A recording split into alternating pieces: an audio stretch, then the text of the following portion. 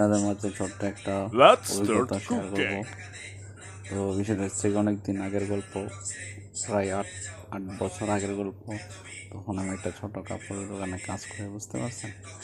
তো কাজ করতেছি তখন আমি নতুন, তখন অত একটা ভাষা টাষা বুঝি না। হঠাৎ করে একটা ছোট বাচ্চা এসে বলতেছে ফ্রি চাই। তখন আমি নতুন ওই ভাষাটা বুঝতে পারি নাই। তো ভাবলাম আমি মানুষ নতুন, কি কইলো বুঝলাম না, কোন জেনে লাগাই দেই। তখন আমার একটা শব্দ পারতাম, মাফি। মাফি যে কইছি, যারা তো থামছে না। যারা গিয়ে কি করছে, হ্যাঁ আসলে চাইছিল আমার কাছে সাইজ। তারপরে হ্যাঁ যে সাইজ আইছে নিজে নিজে বাইর কইরা কয়, এই যে দেখ কফি, মানে কি, এই যে দেখ আছে। তখন তোমার বাড়ি যারও তো হুবের করো না, তো ফেসেনে ফেলাই।